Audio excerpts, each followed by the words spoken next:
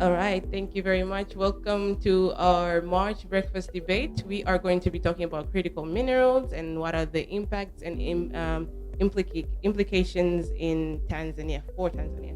I'm going to invite Ms. Sofia Reguilera, Senior Officer for NRGI in Tanzania, to give us an overview of what NRGI is, what are they invested in, and who are the people that they are catering for.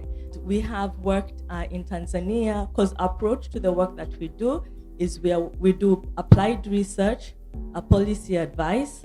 We also do capacity development and advocacy. So in Tanzania, we have worked with Parliament to influence reforms, with the media as well, who are also important oversight actors, and also civil society organizations such as Haki Rasilimali, and we played a key role in the formation of that platform and also supporting them with their development. So in a nutshell, that is what we do in Tanzania to ensure there's accountable and also effective governance of the sector. Critical minerals are very important in the energy transition from carbon-based energy to clean energy. So we use critical minerals to develop this infrastructure for delivering clean energy in Tanzania and the world. In Tanzania, in 2015, there was an increased participation, increased exploration, increased investment in critical minerals. When I was Commissioner for Minerals in 2010, we had licensing was only 90% we were licensing on gold. But in 2015, the licensing was about 70% was critical minerals. Gold remained. Now, people, when they come to ask licenses in the ministry, they ask most of them critical minerals because they are so much needed. The demand has gone high in the world. So the critical minerals, there are 24, and I think in the brochure they are mentioned. Is it? So aluminium to zirconium, A to Z. So we have aluminium, we have beryllium, cobalt, copper, chromite, chloride, and so on until 24. These are all present in Tanzania. They are present in terms of deposits which are being developed. For example, we have copper, which is being mined by Barrick in JV with the government. 2 mines were existing, copper. There's also a Nachu project in Ruangwa, which is developing graphite. It's about to construct a mine. There is another, the Mkuju River project on uranium, which is also an advanced stage. There are other projects which have been accepted by the Joint Oil Reserve Committee, which is an expert report. When you do your exploration, and this expert organization will vet your information and then allow you to continue. So we have the Kabanga Nickel, Liganga or Mchuchuma. We have Panda Hill in Songwe for niobium, Ngwala in Songwe, this is for rare earth, and we have Mahenge Firewood project, which is a doctor or engineer Asa is associated with. We have Lindi Ruangwa project, we have Lindi Masasi, but we have also one in Dar es Salaam which is doing zirconium. It is a heavy sand project. There are also various projects, exploration projects, about 26 of them, which are ongoing on different critical minerals. We have also occurrences which are not worked on. There are a few of them. I can mention beryllium, chromite, molybdenum. There is manganese, tantalum, wolframite, which is tungsten, and then the potassium minerals. Ladies and gentlemen, in the interest of time, I will run a bit. And then we have the players. We have 20 Australian companies busy with critical minerals in Tanzania. In graphite, aluminium, lithium, nickel, niobium, rare earth, uranium, and so on. There are a Canadian company, one which is doing copper mining in Bulyanhulu and Buzwagi. There's a United States companies, there are 4 of them. They are doing helium and niobium. We have a United States company, one of it, which is doing uranium. Tanzanian companies, pure Tanzanian companies are only 5, which are doing critical minerals. And then the government of Tanzania itself has 2 projects, the government alone. And then you have 6 joint venture projects. I will mention them. According to Section 9 of the Mining Act, the revised edition of 2018, the government is supposed to have 16% in each project, in each mining project. So now it has 6. One is Bulyanhulu Gold Mine, which has 16, and the Twiga Minerals Corporation Limited is actually the vehicle for investment. The Buzwagi also, which is closed, was also one of the projects. There's the Kabanga Nickel project, which is run by Tembo Nickel Corporation. Mahenge project, which is the Faru project, is also a 16 by 84% investment share of graphite. The Liganga, which is on titanium and vanadium, China is a Chinese company in joint venture with the Tanzanian government. 20% government and 80% is Chinese company. You have the Fungoni heavy minerals. These are minerals along the coast. They are heavy and they have titanium and zirconium. This is a Nyati Minerals Limited as a JV between Tanzania government and Standline Resources of Australia. Next is the government of Tanzania is not very aware of energy transition. If you look in the 5-year development plans, 1 and 2 and 3, that is 2011 to 2015, 2015 to 2020, and 2020 to 2025. They only mention 2 minerals as strategic minerals, titanium and vanadium, which is found in the Liganga project in Irudewa. It is associated with iron. And they mention this project as a flagship project. They don't mention anymore about critical minerals or about energy transition. Although energy transition is very important now, we need to have the clean energy more than we expect so that we can meet the zero emission of carbon dioxide and other gases into the atmosphere, so that we become clean, the world stops warming up. The mineral policy also is not very sensitive on critical minerals and energy transition. It only speaks of the government participating strategically in mining.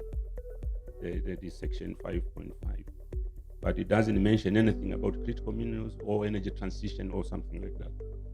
And lastly is the mining code. I mean the Mining Act. It only defines some of the critical minerals. In section 4.1h, in the definitions, it talks about PGE. These are platinum group elements. It's a group of minerals, 7 minerals which go with platinum. They are just defined, but no reference to critical minerals. And then there is this rare earth elements. These are very rare elements. They occur rarely in volcanic carbonates, volcanoes with carbonate composition.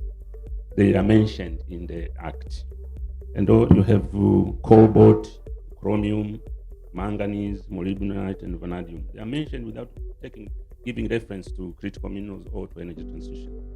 We have also aluminium, magnesium, and lithium. They are all mentioned in the Mining Act without reference to critical minerals or to energy transition.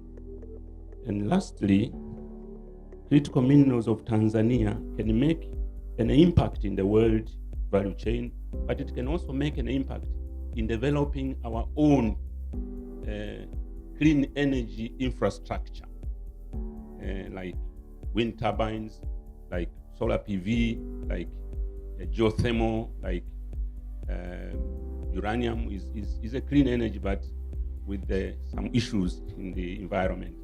But we can have also the ocean, these currents. We can use the waves to generate energy and so forth. So graphite is coming up.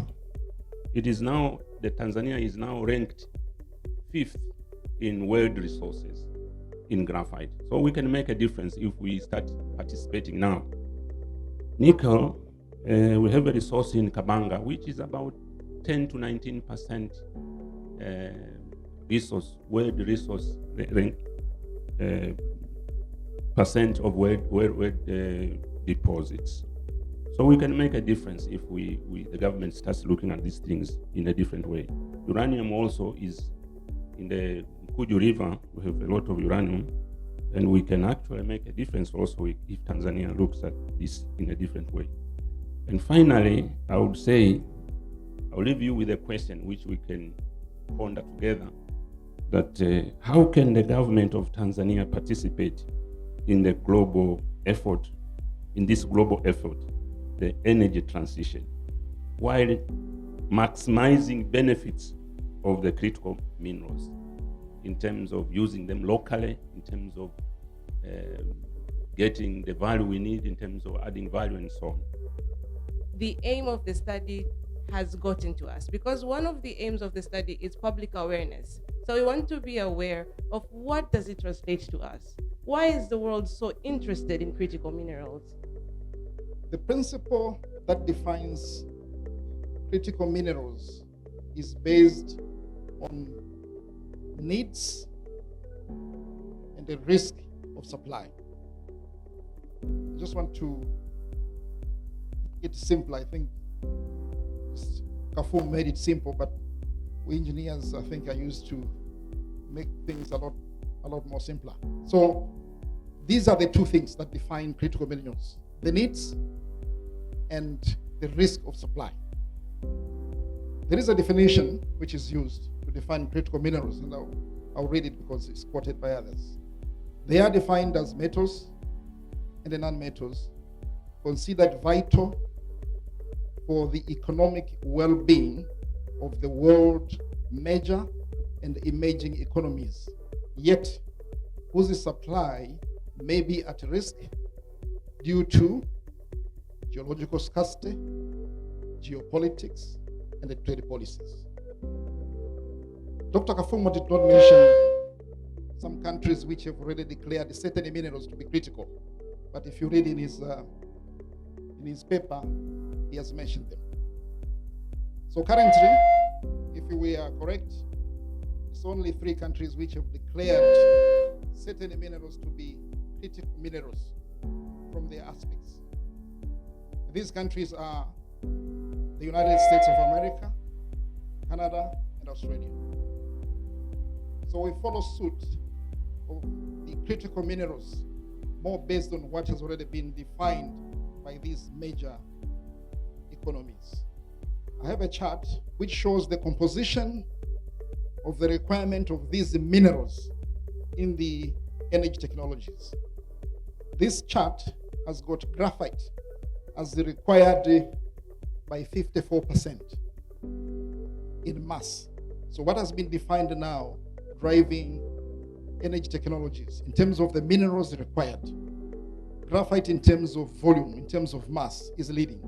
But there are others, as already mentioned: lead, lithium, manganese, nickel, cobalt, aluminium, etc.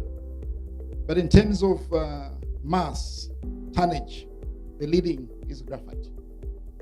So current production, we don't have production for 2021 summarized yet to give us a global perspective. But current production supply for 2020 has China leading the world. These numbers are in southern, so I'll just mention the figure so that you're not lost. Just get a perspective. So China in 2020 produced 650. So it's in thousands. And the next country was Mozambique, was 120. I want you to get the feel of the need, versus the risk of supply. So China had 650.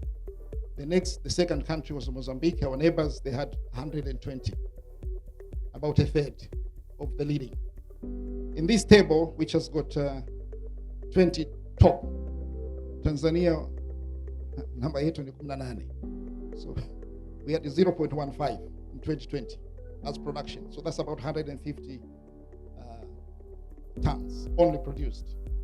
But the countries which have declared these to be critical minerals, the major economies, there's only one, Canada, which had 10. So USA, from graphite perspective, has got nothing. Australia, from graphite perspective, they had nothing by 2020. So you can see the risk of geological supply and China, policies and how the economy is more heavily government driven. You can see the risk of geopolitics. You can also see the risk of trading policies. If these countries like Canada, Australia, USA are in need of certain minerals that they don't have, but are in some other countries which could not make them easily available. Hence, that fear, which brings about defining critical minerals and coming up with the ways to move forward. In Tanzania, we have several graphite projects, as Dr. Kafumu has well mentioned. But of the advanced ones, we have 8 projects. 6 of these are in Lindi, 2 are in Morogoro, in Mahenge. If these projects come to fruition, they come to production, for current studies which have been conducted, they have a capability of producing about 700,000 tons of graphite. So you can begin to see that we would be significant as well. If currently 2020, China produced 650, and if in 4 or 5 years we can produce 700, those won't be standing where they are. They'll be still trying to progress and move forward. But certainly we would be significant. So in terms of what are critical minerals in the world, or as defined by others, we are not out. We are in, and it's good to consider what's the right thing for us or for Tanzania. Now, as the world is driving and moving towards clean energy, and clean energies are in batteries, as we know that vehicles come 2030, there'll be more battery driven than fuel. It's the wind, and hence wind turbines, as well as solar. So the question that we needed to ask ourselves is, should Tanzania have a critical minerals policy, eventually a law, or regulations based on the existing laws, or even out of the new law on critical minerals? I'd like to give a perspective of a couple of examples. I was privileged to be the managing director of Mantra Tanzania, which owned the Mkuju River project. Dr. Kafumu has mentioned it. So I was involved in uranium, as Tanzania was trying to develop the first uranium mine. The thinking and discussions were, now we should become a nuclear energy country. You don't become a nuclear energy country just because you've got uranium production. The value chain involved post-mining is huge and significantly outweighs the value just out of production. So you can become a nuclear energy based on the need that you have energy requirement and you have capability.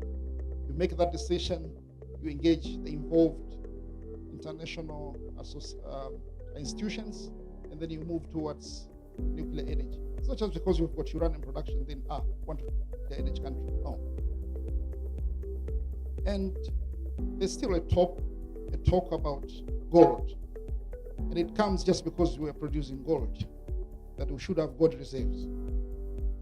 You can have gold reserves even if you don't have gold mining. You must have reserves that you want to put them in gold. It doesn't matter which gold you buy. If it's your own gold, you still pay the price. If it's gold produced by others, you pay the same price. So by being a gold producing country, it doesn't make you qualified to say now I want to have gold reserves. So the question now is, we have these minerals defined as critical minerals by others. Is it enough for us to say, now we should declare them as well critical minerals? It's the question we need to ask, so that when we move consciously that we have decided to have a critical minerals policy by both engaging the brain and the heart, and not just move emotionally and say, because we've got these and they've been declared critical minerals, we shall also make them critical minerals. I want to give an example of the USA Critical Minerals Policy Act of 2013. And I'll quote what I think would be relevant for us. So in their policy, part of designations and policy, they say, establishes that it is the policy of the United States to facilitate the availability, development, and the environmentally responsible production of domestic resources to meet national critical material or mineral needs, as well as strengthen analytical capabilities, minimize unnecessary permitting delays, bolster international cooperation, and promote alternative sources of supply, such as recycling. Most of the nuclear energy comes from recycling the bombs which were made in the days of Cold War. Recycling is key. It's not just about mining. And another aspect of recycling within the policy is it requires the Secretary of Energy to conduct a research and development program to facilitate the more efficient production, use, and recycling of critical minerals. This is the USA policy, and I think we have something to borrow here as we ask ourselves, should Tanzania have a critical minerals policy? I think, and I recommend that it is a good thing to do. Tanzania, as I said, if we move the existing projects towards production within 4 to 5 years, I said it would be producing 730,000 tons. And that's about the current production by 2020. Yes, those countries won't stop, but as well, Tanzania should not stop. If we continue to move in that game of graphite alone, then we need to be part of the world. And I think Tanzania can choose to be a good global citizen by adopting a relevant critical minerals policy that would look at more promoting production and not protective. If we go protective, we would be in danger of being left alone. These two minerals are a bit different. And like gold is gold. It's in the ground, you have it, you can sell anytime. But industrial minerals tend to be locked with what we call offtake agreements. So there's a factory there, it's got its own plans, you must have reliable suppliers. If you keep on coming and go out, they will rather keep you out and remain with what they can count as reliable. So I think Tanzania can move forward and benefit immensely by having a critical minerals policy, which should promote production. And then all those benefits which you are talking about how can we benefit as individuals, how can a country benefit as the world is crying for these minerals, which we are blessed to have, can come. I'll give you share with you some quick headlines recently, and then we can begin to imagine where and how should we position ourselves. Australia's got many minerals, but on the list of critical minerals, yes, they do have some, but not all of them. So recently, this is on 16th of March, just this month, Australia, the government, the heading is Australia government invest heavily in a critical minerals project. So the government has announced a support of 240 million Australian dollars funding support for minerals in Australia. So they don't want to just wait what others would supply. They want to make sure there is production in country. And I'm saying, if our policy is protective, we know logistics in Africa are not easy, which impact on the price, impacts on timing of arrival. With such investments, if our policy is protective, would be left out. Our policy must be to promote production and ensure these projects can fit into what the world is doing. Another headline that came out on 22nd of March, just to upper, POSCO. POSCO is a large South Korean steelmaker. It has invested in Tanzania as well through the Mahenge project. I think they put some 50, I don't remember the figure, but some good millions of dollars in that project. Now this announcement was POSCO to invest 4 billion in lithium project in Argentina. So you can see how the trade is moving towards the minerals that are regarded as critical, as the world is moving towards cleaner energy, as the world is trying to mitigate climate change. Emphasizing involvement of civil society in critical minerals. How does the report intend to do that? Please give us a brief. Intention of NRGI was to get this information and try to share this information with the government, civil society. What we are doing here is one of the intentions, and also the the normal citizens. And in terms of, if you understand that we have critical minerals which are so important now in the energy transition, and you have a citizen which is knowledgeable on that, it will be a good idea. The government will also get some lobbying and pressures on trying to reorganize its policies and laws to at least recognize this need. So the aim is actually to share this information. Critical minerals ni madini ambayo yanahitajika sana katika kutengeneza vyanzo vya umeme ambavyo ni visafi, havichafui dunia. Jua pamoja na upepo na kuna geothermal na nini.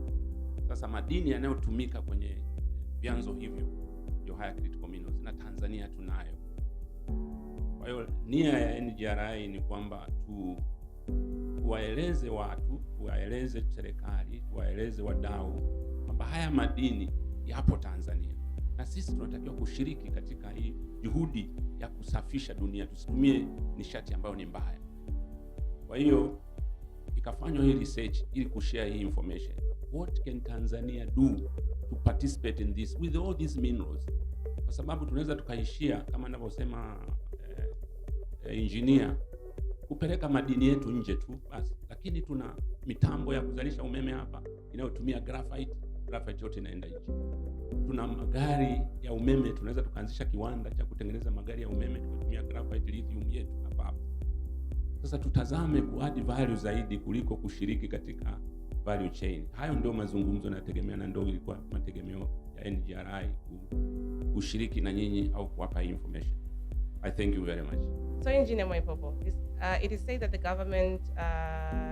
government's policies, legal framework, and plans are insensitive to acknowledging clean energy, climate change, and critical minerals. Why do you think that is so? And what can be done? If you were to make recommendations today, what would you tell the government, especially the Ministry of Minerals? Minerals are cross-cutting in terms of sectors. When you talk of energy, And the critical minerals, one, they are minerals. Number two, the application is for energy.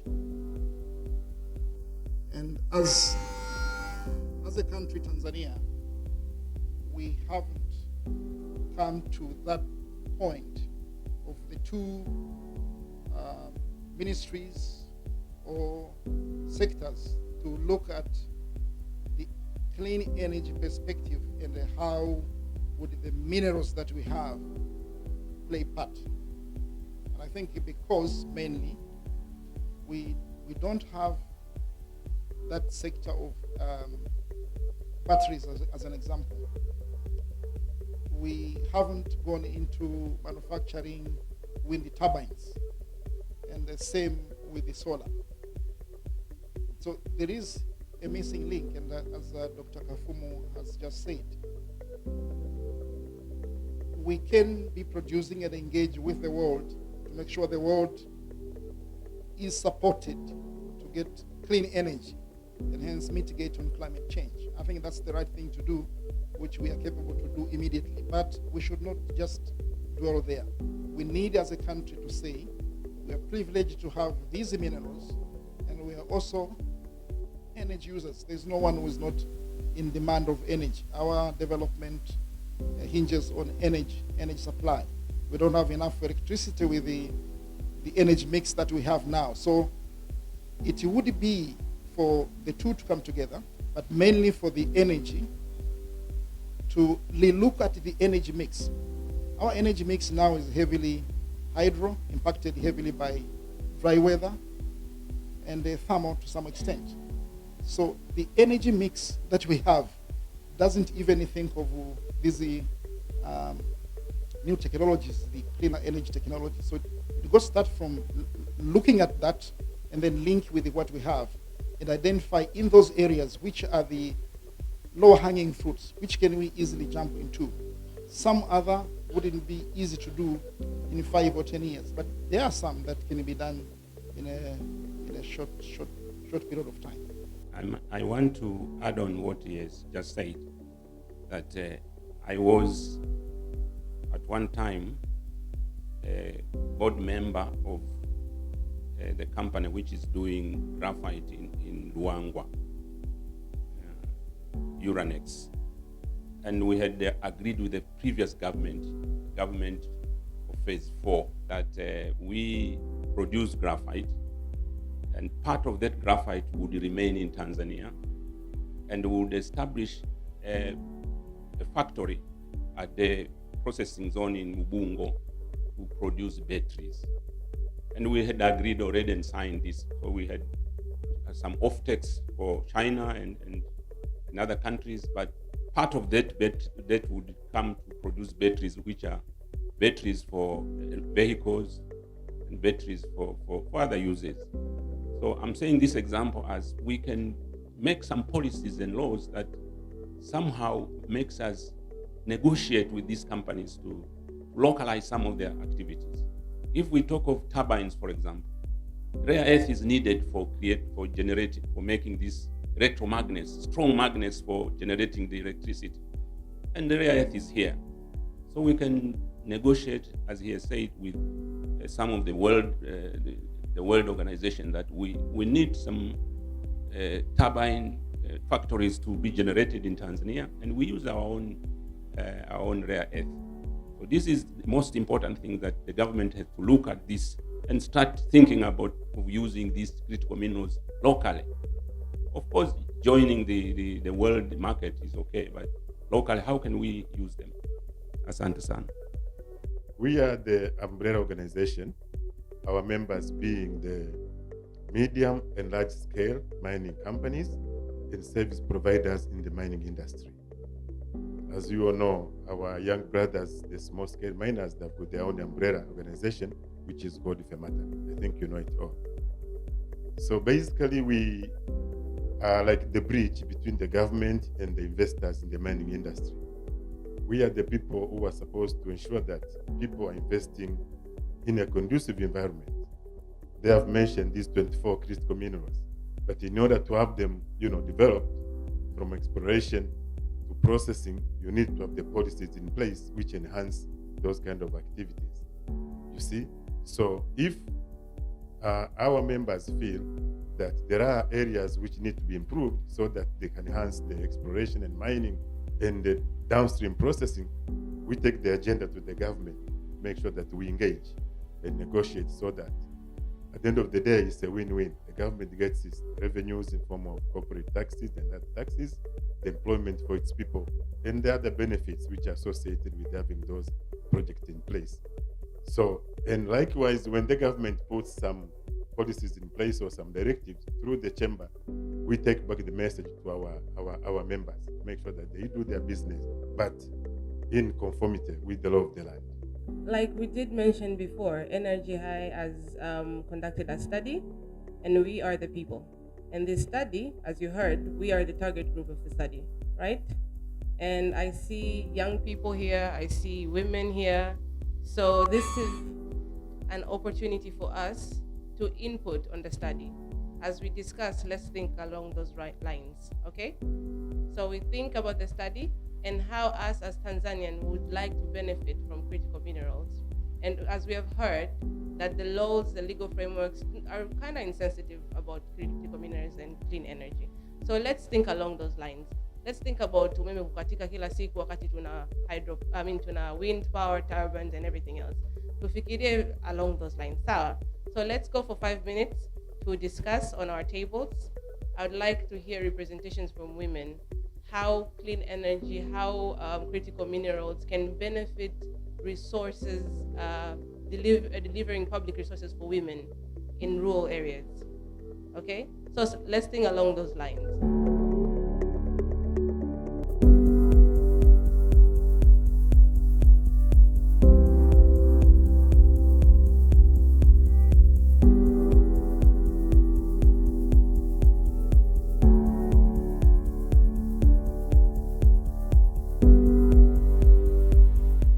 For example, China wana matumizi kubwa sana ya graphite as wanavyo transition energy yao. Kwa hiyo it is critical for them. Kwa hiyo tumeona kwamba tunapata suppliers wa graphite kuweza kutupatia vitu vya graphite ambavyo tunatumia hapa Tanzania. Kwa hiyo it is really a strategic mineral for us. Sio critical kwamba tufikirie pia policies kuhusu hizo critical minerals katika Tanzania. Haya ni madini. So they are minerals. That's the bottom line. They are minerals and they are covered by the minerals policy and the existing laws. Kwa hiyo ukitaka kuchagua unaweza kwenda tu kama trend inavyoenda sasa hivi. It's not a problem. Na kama kuna issues, then there are issues as minerals. The discussion, the debate about certain minerals now becoming critical minerals ni kwa sababu ya ile drive ya mitigate climate change. Wote tunakuwa impacted na climate change. Dango hapa alikuwa niambia dada zetu kuna muda fulani wakijilembalemba sana hivi. Jua huko anga zikiharibiwa, jua likiwapiga wanaharibika zaidi. Kwa pengine wanaweza kaelewa maana climate change kwa urahisi zaidi. Ninachojaribu kusema ni kwamba climate change is real and it impacts all of us. Ndipo hapo sasa kuwa na interest kwenye cleaner energy kunakuwa ni swala letu sote, na kuwa sasa na sera ya kuangalia ni madini yepi yanachangia katika kutupa sisi ile cleaner energy na ni dynamic. Sikuzungumzia prediction ya demand ya hizi critical minerals, lakini taasisi ya nishati ya dunia ina predict kwamba ifikapo mwaka 2050 mahitaji ya sasa hivi ya graphite, lithium nafikiri na cobalt yatakuwa ni mara 5 zaidi ya uzalishaji uliopo sasa. Kwa maneno mengine, demand itashoot to more than 500%. Kwa hiyo sio kwamba tulipo ndio pamegota. Kwa research zinaendelea na ile orodha huende kabadilika kama research zinaendelea, nchi zingine zikadeclare certain minerals to be critical kwa sababu ya matumizi fulani ndani ya kupata nishati iliyo safi. Ninasema hivyo kwa sababu hata sisi sasa hivi vitu vinaendelea kuwa simplified. Mfano rais, tuseme simu zilipoanza za mkononi, hatukuwa tunaona walioshika simu kwamba ni watu tofauti, si ndio hivyo? Wale ambao wana umri tulikuwa tunaanza unaona watu wana simu ya mkononi. Ilikuwa ni gadget ambayo ni watu wachache, very few privileged. Wala hao wazikuwa zao, wengine zilikuwa za kampuni tu, nimenunua kwa sababu ni CEO amepewa. Lakini kuna kijiji gani ukienda sasa hivi hakina simu ya mkononi? Hii change ni ya muda gani? It's our lifetime. Kwa hiyo research zinazoendelea katika clean energy zinaweza zikafikia mahali ambapo tuna nishati rahisi mbadala na kwa kila mtu, lakini we cannot wait up to that time. We got to start engaging and be in the game today. Critical ni madini ambayo yanatumika kwenye kutupeleka kwenye clean energy, kutoka energy chafu kwenda energy safi. Lakini strategic ni madini yoyote yale ambayo yanaisaidia nchi yoyote kudevelop kwa haraka kwenye uchumi wake. Kwa hiyo madini hayo yanaweza kuwa critical, lakini yanaweza kuwa yasiwe critical. Kwa mfano, dhahabu inaweza kuwa ni madini ambayo ni very strategic. Kwa Tanzania sisi tulikuwa tuna define coal kama strategic kwa sababu tuliiona coal inatutoa kwenye uchumi wa chini na kutupena uchumi wa kati. Tukiwa na energy tunayozalisha kwa haraka katika nchi yetu na tunatumia coal kwenye industries zetu, kwenye viwanda vidogo vidogo, uchumi unapanda haraka. Coal is critical. So the critical mineral can be any mineral which drives the economy of the day. Kwa hiyo graphite can be critical also kama alivyosema, na madini mengine ambayo ni can be strategic. Madini mengine critical yanaweza kuwa strategic. So Dr. Kafumu and Engineer Mwaipopo said that there are 24 critical minerals, but from the handout shared by NRGI, the table is 23. I don't know if this was deliberate, so one is missing. I wonder which that is. Thank you. In most cases, this discussion is it is at the top. The discussions most is done by the top people. So yes, there's a need to take this discussion at the community level, and if there is the possibility, this start should be translated in a simple way and being taken to the community so that they can have their views and their recommendations. That's all I'm discussing. Thank you. Ziko 24. Ukiangalia kwenye beryllium haipo. Imeanza aluminium, itakiwa ije beryllium ikaja copper and so on. Kwa hiyo samahani kwa kosa, ni ziko 24. Kisoma yenyewe ile ripoti na geology mle, sijui madini ya aluminium yanapatikana wapi, kwenye milima gani, kwenye geology gani, yalizaliwa mwaka gani. That's not report inakwenda huko. Lakini we need the simple thing kwamba yapo na yanatakiwa kutumia kwenye clean energy. Na clean energy zenyewe ni upepo na kadhalika na kadhalika. How now these critical minerals, if used, will be beneficial to women in village and in rural areas, and we found that it will save the solution for energy challenge. We all know that women in rural areas use most of the time finding for sources of energy.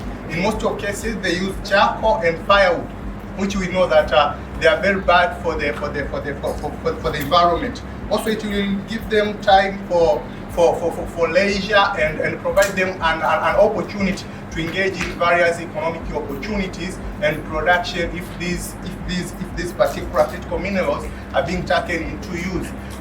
We also noted the issue of climatic change, that the use of critical mineral will help in fighting against climate change. Also, we had two important reservations on that and proposition.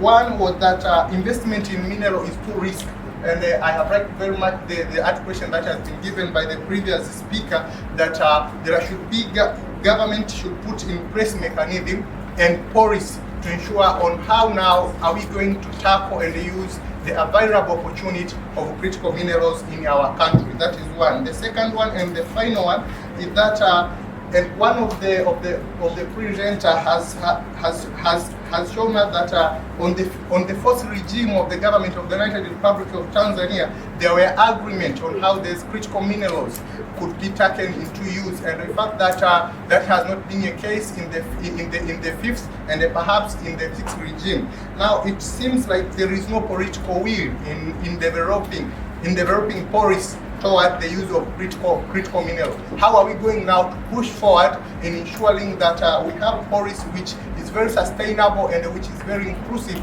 in matters of critical minerals? That is the question we pose, that we come into consensus and agreement on that. Thank you. Mtaalamu pale Dr. amezungumzia vizuri kuhusiana na mambo ya critical energy ya kwenye mambo ya green energy. Sisi tuna hili jua, mimi nimekaa Ujerumani, mwenyeji wangu pale nilikuwa nakaa naye, ana kifaa kinachukua sola huku juu, kinaingiza ndani, alafu ule umeme wanauza ndani kwenye grid ya taifa. Sijui mmenielewa jamani.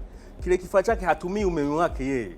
Anachukua anapeleka kwenye grid ya taifa. Lakini anauza, mfano tunatolea, anauza shilingi 10, ananunua umeme wa shilingi 7. Sijui mmenielewa difference. Anapoiuzia serikali anaiuzia kwa shilingi 10. Anapochukua anaponunua yeye wa matumizi ya ndani sasa, ananunua kwa shilingi 7. Wale wamemwekea ile kwa sababu yeye anafanya ile investment ya ile panel zake pale. Sasa sisi tunaenda Songas pale, kuna askari, kuna mamashini, mapipeline ya ajabu pale, lakini ukiangalia efficiency ya umeme bado unakatika. Kwa nini tusichukue hii initiative kama wenzetu wanawapa watu hizi incentive kwamba jamani, nunueni sola wenyewe, kwamba serikali hatuna uwezo wa kununulia.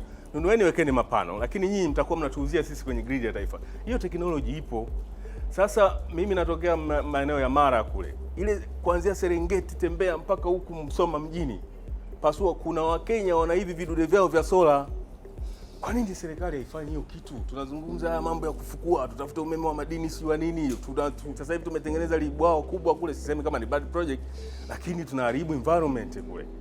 Kwa hiyo hivyo vitu ambavyo tunavichukua sisi vya mabilioni, lakini vinaweza vikawa solved kwenye tatizo dogo. Lakini kingine, naomba hapa wataalamu, hamjafanya hii research, hamjaitendea haki.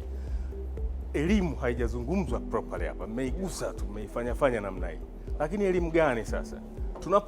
Kila siku tunapofikiria kuzalisha elimu, tunafikiria kutoa watu wenye degree. Wale watu wanakuja kukaa tu. Sisi twende VETA, si ndio? Tutengeneze VETA. Hapa tunazungumza si haya madini haya. Mimi naangalia madini, nimeyasoma hapa, nikasema ipi hapa inatumika kutengeneza solar panel. Sijaiona, na labda wataalamu wataniambia. Sioni hapa. Ipi hapa inatumika kutengeneza mashine ambayo inaweza kufanya jokovu langu lisitumie umeme, si ndio? Mimi hapa siyajui, lakini sasa hatuna hao wataalamu. Tunazungumzia awareness hapa. Awareness haitoshi. Ni kutambua kwamba nina gold. Mimi gold, thamani ya gold sijui. Yaani ninayo hichi kwenye hichi kidole hapa. Ndio mbii value ya gold ninayoifahamu, lakini wanaisifia watu huko na nini, labda wanaielewa zaidi. Lakini kwa Mtanzania halisi yeye anahitaji kile kitu ambacho atakitumia. Sasa mimi nafikiri labda kwenye hii research pia muangalie jinsi gani hizi taasisi, hizi technical colleges zitazalisha mtu wa miezi 6, miezi 9, yani certificate na maana. Atatoka hapo atakuja kutusaidia sisi mtaani kutengeneza hizi solar panels. Ili tuwahusishe watu wote, tunahitaji kuwaambia watu kwamba ili mazingira tusiendelee kuyachafua, tutumie nishati safi. Na nishati safi ni jua, upepo, na kuna nishati zingine pia, magari ya umeme. So where these critical minerals come into play, they are used in these 3 types of source of energy. Sisi majadiliano yetu kama alivyosema mmoja hapa yako juu sana.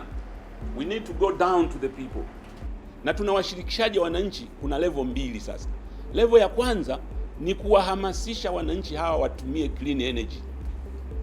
Wawe na visola vyao na nini. Hilo ndio jambo la kwanza. Na ili wakipata hamasa ile kwamba mama kijijini anaweza kuwa na kasola kake pale akatumia, anashiriki katika kupunguza uchafuzi wa dunia. Hii awareness lazima tuipeleke kwenye level hiyo. Lakini level ya pili ni ile sasa, sisi madini tunayo kama nchi, tunapata faida gani? Tunachimba graphite tupeleke nje tu? Tunafanyaje tupeleke nje tu? Tunashirikije? That is a level, second level ambayo ndo tunaizungumza, lakini lazima tuende mpaka chini.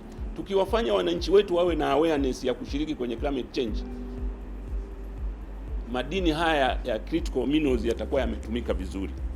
La mwisho ni lile kwamba sasa watu wanatumia sola vijijini, wanatumia wind vijijini kutengeneza mafundi watakao repair hizo nini, ni ku indigenize, wanaita local content. Tunaifanya technology iwe Tanzania. Mimi nilikuwa na mradi kule jimboni, kuna mradi mmoja ambao uliletwa na wa Marekani wa kusupply vijiji kata 4 umeme wa sola. Tukawaandika tukaupeleka vizuri, lakini bahati mbaya tukacross, tukaja kwenye awamu nyingine, mradi ukawa umekufa. Lakini wazo lilikuwa ni kwamba tukishazalisha umeme tutengeneze na mafundi wadogo wadogo mle vijijini, wakaweza kurekebisha vile vitu. Wakati Ulaya inajiandaa kuigeuzia mgongo Urusi kwa masuala ya energy, tunajiandaaje kuhakikisha kwamba hizi critical minerals zetu zisabaki kuwa invested nchini, hasa ukilinganisha au ukiangalia uwezo wa nchi za Ulaya wa kifedha na watakapokuwa wanataka kukusanya kila aina ya mineral kwa ajili ya production ya energy katika nchi zao. Ningependa kuliona hilo. Tumeona commissioner wa energy wa Ulaya anazungumza katika miezi 5 ijayo, anakuja na sera mpya ya kutokuitegemea kabisa Urusi katika uzalishaji wa gesi, uzalishaji wa energy za aina mbalimbali. Hiyo ni ya kwanza. Ya pili, tuandae na mkutano mmoja wa viongozi wa dini tu Tanzania. Hata taasisi za kidini zinaguswa na masuala haya. Inawezekana wanamiliki maeneo ambayo wanapita kwenye, wanapenda kupata elimu ya namna hiyo. Asante sana.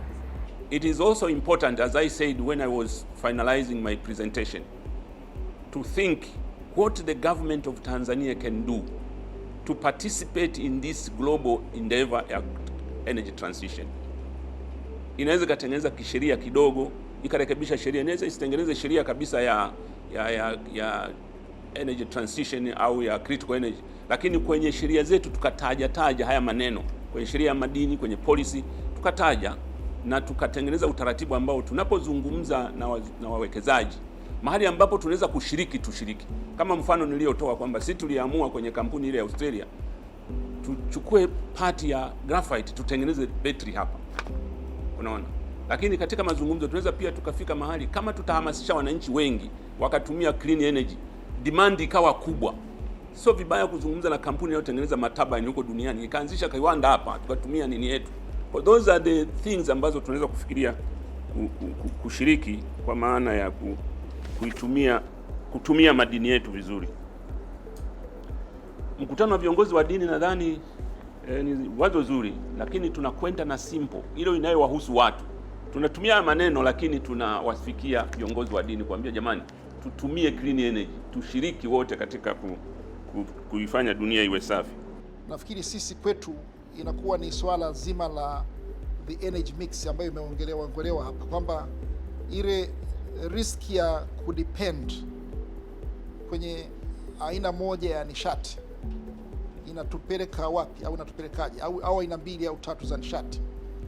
Nafikiri energy mix yetu kubwa ni maji na thermal, kama nilivyosema thermal kwa maana ya kwamba hata gesi, mafuta bado ukiyaweka thermal. Sidhani kama tuna chanzo cha nishati ya jua kwa sasa hivi. Nafahamu kuna miradi ambacho kinaingia kwenye grid yetu ya taifa. Sidhani kama kuna ambacho kiko tayari. Ipo ya upepo pia na ipo ya jua, lakini sidhani kama inaingia moja kwa moja. Kwa nafikiri swala letu sisi inaweza kuwa ni zaidi hiyo motivation ya risk ya kupata nishati kutoka kwenye vyanzo vichache. Ili kuhakikisha kwamba unajiepusha na hayo, ni lazima ubroaden ile energy supply. Ameongea vizuri aliyekuwa ameenda Germany, I think sasa ametoka pale, yeah. Hata mimi nibahatika kwenda hivyo. Wenzetu wamerahisisha sana swala la ni kama import export, kwamba unaweza kuweka panel zako juu ukajisupply umeme, na pale ambapo una extra una feed kwenye grid. Kwa hiyo inakupa credit kwenye bili yako. Kama ulikuwa ulipe 200,000 kwa mwezi, lakini kama wao wamechukua umeme kwako worth 100,000, then bili yako inapungua. Kwa hiyo ni sort of import export arrangement, very simplified to a domestic level. Kwa hiyo ni kuangalia tu nishati tunaivunaje na tunaitumiaje, lakini sasa sisi hapa tuko kwenye ile swala zima la madini haya yanavyoweza kuchangia katika upatikanaji wa teknolojia za kurahisisha kuvuna hizo nishati, kwa maana ya upepo, kwa maana ya kuwa na batteries kwa matumizi hayo ya magari pamoja na sola. Hili swala ni japokuwa limeanza muda, lakini bado lipo kwenye hatua za awali sana. Imetumia mfano kama wa simu, kwa ni very dynamic. Kwa hiyo ni muhimu sana kuhakikisha sisi kama nchi pia tunaji-engage katika hizo researches. Kuna mtu amezungumzia university, ametwanga jamaa kwamba wanakaa bure, twende VETA. Ni kweli tunatakiwa kwenda VETA, lakini kwenye masuala yetu haya ya kihandisi unaanzia kule kwenye uhandisi kwanza, katika kuhakikisha kwamba una concept za kudesign, una concept za kudevelop kitu, ndipo na kwenda kwa technicians kwamba wanaweza sasa kukicraft na kukitengeneza na kukirepair na kadhalika. Kwa hiyo swala zima la elimu ni kweli ni muhimu, na ni broad, kuanzia kwenye research, tuna kitengo chetu cha research, kuja kwenye vyuo vikuu na baadaye kuja kwenye maeneo haya ya technicians. Kwa hiyo ni swala ambalo ndio limeanza, na sisi tukitambua, tukashiriki katika safari hiyo. Watu wana focus 2050, sisi hapa tunaangalia uchaguzi wa miaka 5 ujao na kadhalika. Kwa hiyo tukiingia kwenye hiyo safari ambayo ni safari ndefu, hata sisi tuna namna ambayo tunaweza tukashiriki zaidi ya kuangalia tu swala la kwamba tuna madini tunachimba na critical minerals. Critical minerals, kabla tujaenda kwenye swala la sijui inatengeneza sola, inafanya nini, wazungu wana kitu inaitwa criticality studies. Zile studies ndio zina determine na ni mineral ipi ambayo ni critical, ipi ambayo ni strategic, ipi ambayo haifai. Hasa hilo tayari ni kosa moja la kwanza, kwa sababu kitu ambacho ni cha maana kwa mwenzako kwako kinaweza kawa sio cha maana. Unaona? Ambacho ni cha maana kwetu kwako kinaweza kawa sio cha maana. Hiyo ya kwanza. Ya pili ni kwamba ili swala lote la energy transition, climate change na vitu kama hivi ni vitu vya muhimu sana duniani. Lakini Tanzania sasa hivi biggest investment yetu ya $30 billion ni LNG plant ambayo inaenda kutengenezwa Lindi na hisi. Hivyo ni vitu tofauti kabisa na energy transition. Kwa hiyo tunapokuwa tunapata kwa mfano wawekezaji kwenye masuala ya madini ya critical minerals, ili tuweze kuweza kusukuma hiyo agenda ya energy transition globally, lazima pia tuangalie na nationally tunafanya nini ili tuweze kusaidia hiyo agenda. Tanzania ni part of Paris Agreement, unaona, lakini bado inatafuta wawekezaji wa mafuta na gesi. Kwa hiyo kuna vitu ambavyo tunafanya vinatuchanganya, hakuna coherence in policy kati ya ministries, local stakeholders na vitu kama hivyo. Lingine ni kuhusu swala la local stakeholders ambao wataalamu waita host communities, ambapo madini yanapatikana. Kiukweli ni kwamba wao hawawezi kupata kitu. Sasa tukakaa hapa kwenye mahoteli tukaongea na nini, unaona? Unajua academic words kuelezea vitu, lakini critical minerals haziwezi kumtajirisha mtu wa kawaida. Mtu ambaye anatajirika ni Elon Musk ambaye anatengeneza magari ya Tesla, zile critical minerals zinaenda kwenye betri zake na vitu kama hivyo. Lakini sisi kama Tanzania hatuwezi, kwa sababu hata zile bei za critical minerals hatupangi sisi. Masoko ya critical minerals hatupangi sisi. Teknolojia ya kusema kwamba tuzalishe kawaida hatupangi sisi. Sasa hivi ukiangalia Tanzania sasa hivi magari ya Kijerumani yamejaa sana. VW, Benz, vijana wengi sana wanazo. Kwa sababu gani? Kwa sababu wazungu wameweka by 2030 yale magari yote ya mafuta yao yametoka. Kwa hiyo na phase out wanayaleta Afrika. Kwa hiyo mimi nadhani tukiwa tunapata situations kama hizi, tunakaa tunaongea kuhusu critical minerals, kuhusu energy transition, climate change na vitu kama hivyo ambavyo sisi tunaweza tukanufaika, tuwe realistic kidogo. Tuelewe ni wapi sisi kama Tanzania tunaweza tap value yetu, tuweze kujua tunauzaje. Kuna kitu kwa mfano mzee amesema pale, daktari alisema kuhusu kwamba critical minerals ni madini tu. Na hicho ni kitu ambacho nilipenda sana alivyosema. Yaani uchimbaji wa madini kama tulivyokosa kwenye dhahabu, kwenye silver, kwenye nini, nayo tutakosa hivyo. Ni madini, tusema hii ni different wave. Labda ile ilikuwa ni ya infrastructure, hii ni ya climate, ni ya energy transition. Unaona? Kwa hiyo mimi ninachoomba tu ni kwamba tukiwa tunajadiliana kuhusu masuala kama haya, tujue Mtanzania tunataka nini? Tunataka tuwekeze kwenye mafuta, kwenye gesi.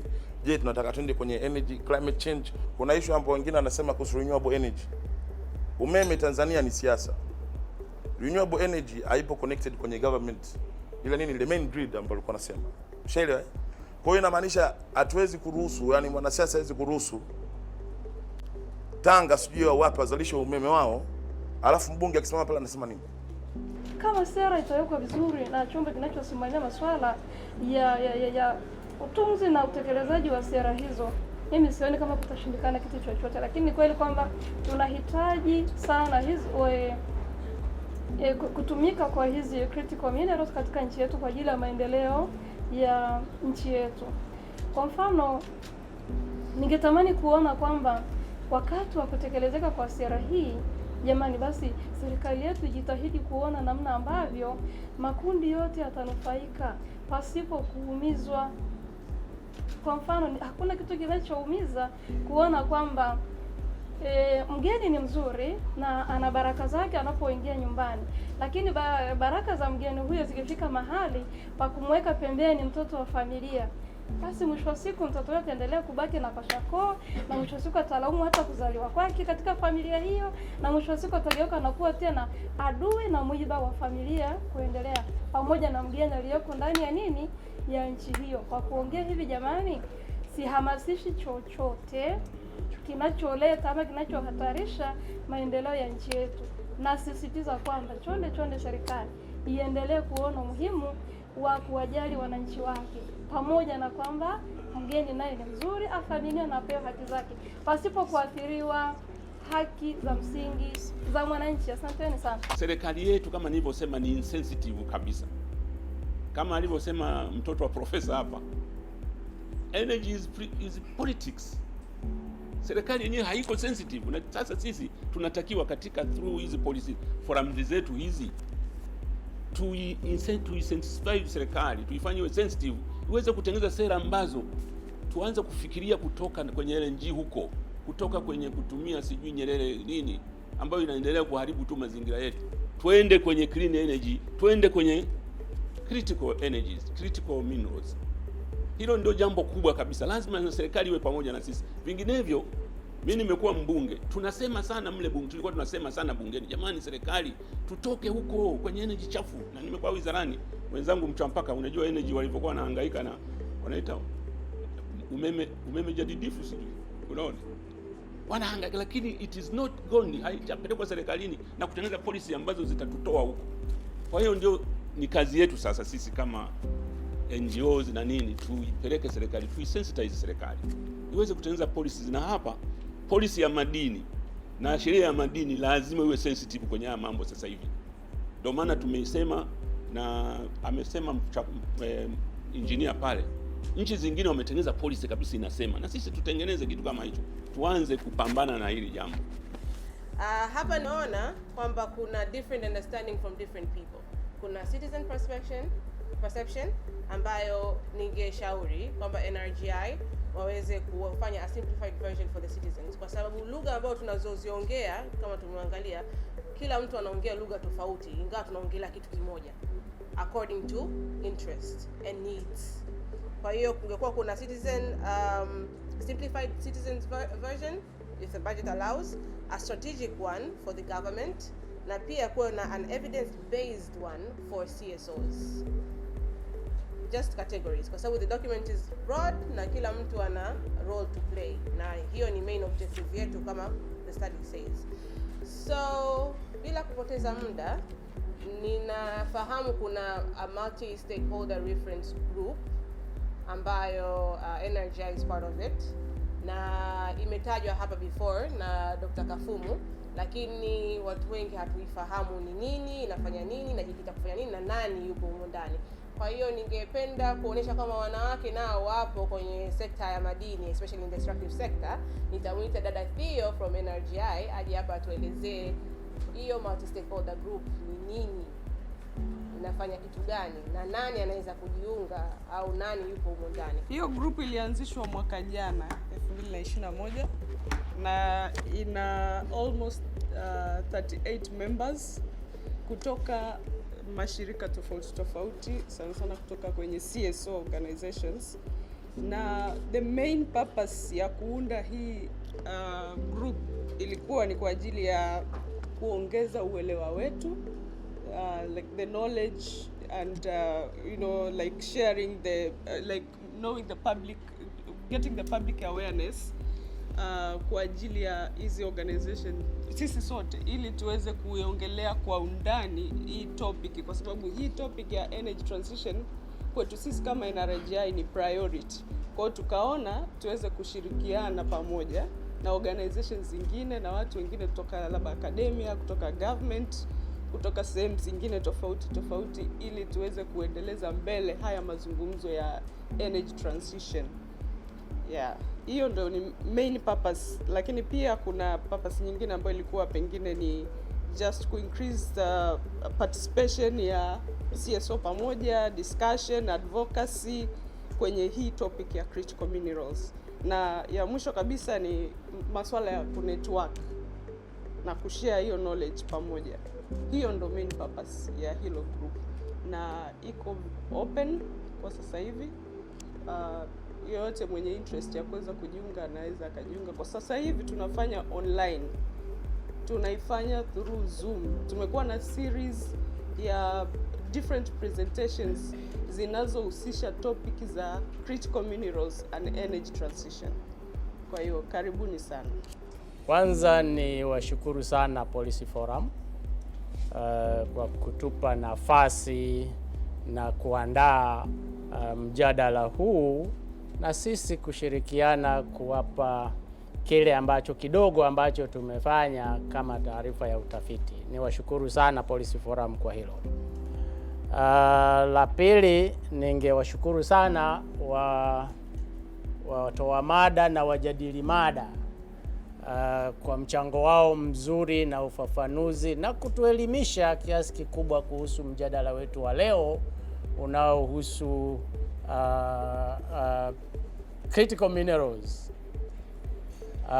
Na mwisho ni washukuru wote washiriki mlioshiriki kwenye kutoa mawazo mazuri sana ambayo sisi tumeyachukua, na niseme tu na niwatoe hofu. Roma haikujengwa siku moja. Kwa hiyo huu ulikuwa ni mwanzo tu wa kuchagiza mjadala kwenye eneo hili ambalo tunaliona bado bichi na changa. Tumeanza kwa hatua hii, ni hatua moja tu, lakini ni hatua endelevu.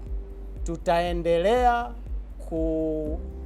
kufanya tafiti, tutaendelea kuandaa mijadala mingine tayari hiyo imetajwa, inaendelea. Wakati wote ukitaka kushiriki unakaribishwa sana kushiriki na kutoa mawazo. Kwa hiyo niwaondoe wasiwasi tu kwamba huu ulikuwa ni mwanzo wa kuchagiza mijadala hii iendelee. Mmeona wazi kwamba mjadala huu ni mjadala mpana na unahusisha muktadha mpana sana. Ukiangalia tu kwa taswira ya critical minerals hupati upana ule wa mjadala halisi.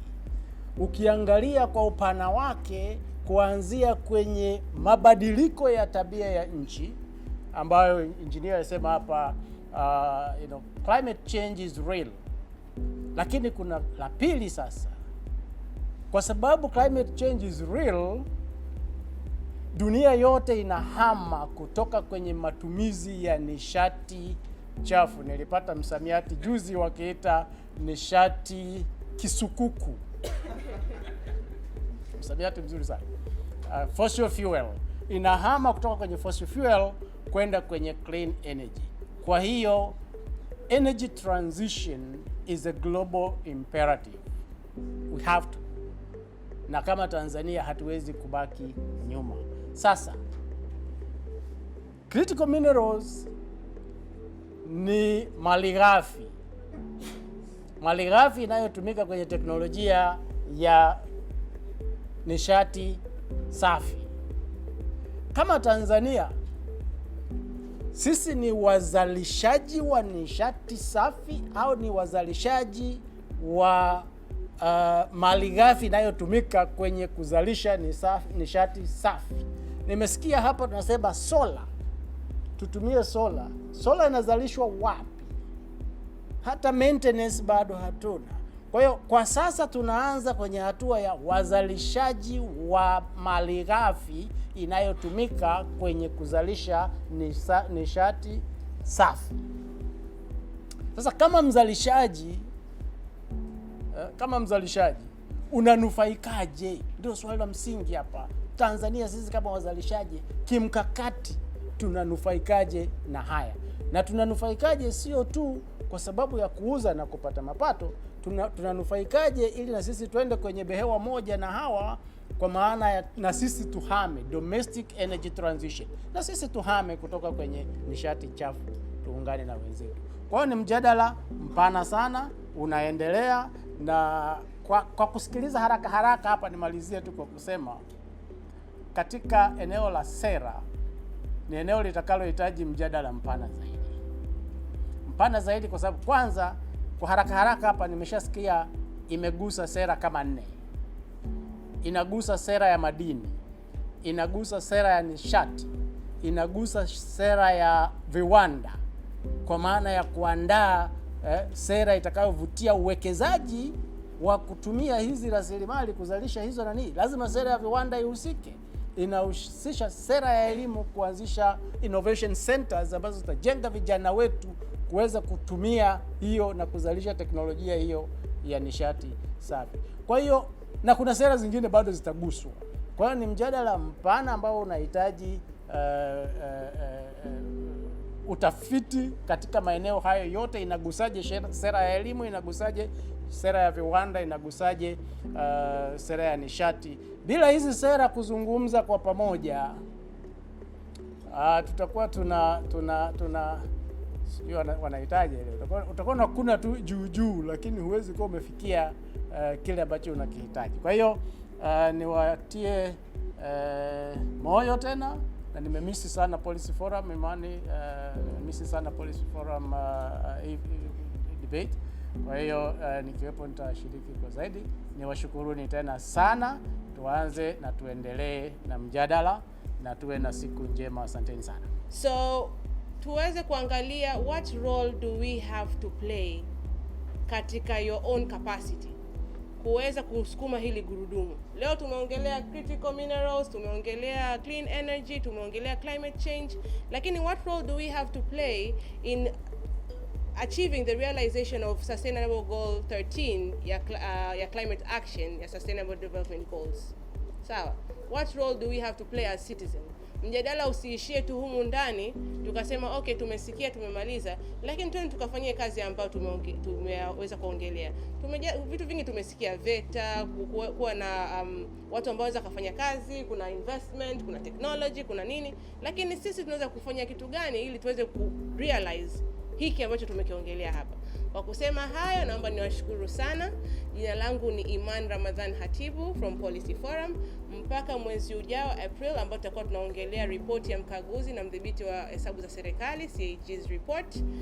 Asanteni sana, niwatakie siku njema. Mungu awabariki.